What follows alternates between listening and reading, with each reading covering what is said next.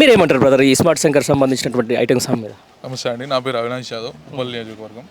అయితే మనకు రాష్ట్రాన్ని సాధించిన మన సీఎం గారు, మన కేసీఆర్ గారు ఎంత ఎంత కష్టపడి తెచ్చిన ఈ రాష్ట్రాన్ని వీళ్ళు ఇంత ఇదిగా తీసేసినట్టు చేయడం చాలా తప్పు, బాధాకరం. అది మేమైతే ఖండించేటట్టయితే లేదు. మనమనే కాదు, ఎవరైనా కానీ ఒక ఎక్స్ సీఎం, రాష్ట్రాన్ని సాధించిన సీఎం గారిని అట్లా అవహేళన చేయడం అనేది కూడా చాలా తప్పు. అది మేము కూడా ఖండించే విధంగా అయితే లేదు. పబ్లిక్ ఎవరైనా కానీ ఒక ఎక్స్ సీఎం, అంతా రాష్ట్రాన్ని తెచ్చిన సీఎం అంటే మనము ఆయనకి ఖచ్చితంగా గౌరవించే బాధ్యత మన ప్రతి ఒక్క తెలుగు మనిషికి ఉంటుంది ఖచ్చితంగా. అది మనము ఎవరు చెప్పేది కాదు, చేసేది కాదు, ఒకరు చెప్తే వచ్చేది కాదు.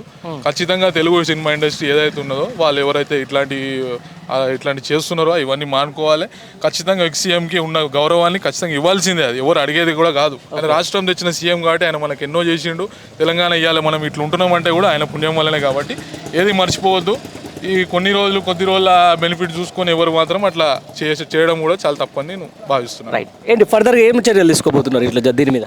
ఇప్పుడు ఏంటంటే చర్యలు, ఇప్పుడు మన రాష్ట్రంలో అలాంటి సినిమా రిలీజ్ అవుతుంది. ఇప్పుడు మీరు అన్నారు స్మార్ట్ శంకర్, అలాంటి డైలాగ్లు ఇంకా కేసీఆర్ మీద అట్లాంటివి రిలీజ్ చేయకపోతే మేమైతే చర్యలు తీసుకుంటే ఉద్యోగాలు అందరూ కలిసి పోరాటానికి దిగుతాం. మేము అందరం తెలంగాణలో ఆ పార్టీ ఇప్పుడు కేసీఆర్ గారిని డైలాగ్ చెప్తా ఉన్నారు.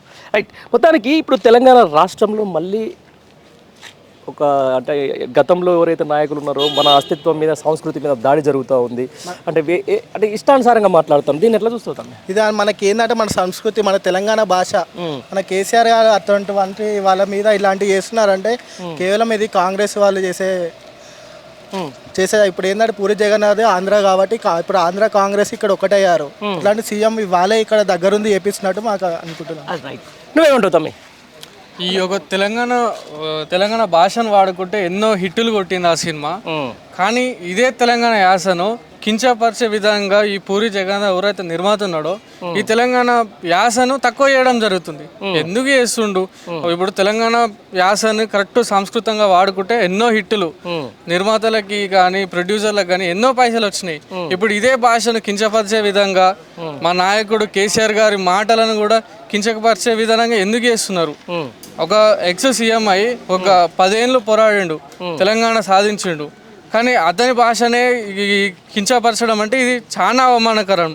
దీనికి మరో ఉద్యమం లేస్తుంది. నీ ఆఫీస్ ముట్టడి కానీ నీ ఏ సినిమా కూడా ఈ తెలంగాణలో నడవనీయకుండా చేస్తాము. ఇంకొకటి ఏంటంటే ఈ తెలంగాణ భాషను వాడుకొని ఎన్నో హిట్టులు కొట్టిన నువ్వు ఇప్పుడు మళ్ళీ తెలంగాణ భాషని అవమానించడం ఎందుకు? అది ఇప్పుడు తెలంగాణను గౌరవిస్తే ప్రతి ఒక్క తెలంగాణ పౌరుడు కానీ ఒక విద్యార్థి కానీ నీ సినిమాలకు ఎంతో మంది వస్తుంటారు, చేస్తుంటారు. ఒక తెలంగాణకి వెళ్ళి నీకు మొత్తం రెవెన్యూ మొత్తం నీకు వస్తుంది.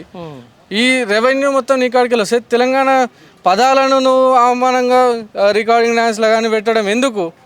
దాన్ని ఒక కించపరిచే విధానంగా ఇలాంటి భాషను నువ్వు వెంటనే ఈ పాటలకి వెళ్ళి తీసేయాలి. ఓకే, ఫర్దర్గా ఏం తెలుసుకోవాలనుకుంటారు? నెక్స్ట్ డిమాండ్ చేస్తారు ఎమ్మటే ఈ సాంగ్లోకి వెళ్ళి ఆ భాషను తీసేసి మా తెలంగాణ గురించి గొప్పగా నువ్వు ఆ సాంగ్లో పెట్టాలి. ఆ సాంగ్ లేకపోయినా సినిమాలైనా నువ్వు గొప్పగా మా చిత్రీకరిస్తేనే నీ భాష కానీ నీ సినిమా కానీ ఇలా ఈ తెలంగాణలో నడుస్తుంది. లేకపోతే ఏ థియేటర్లో కూడా నీ సినిమా నడవనీయము.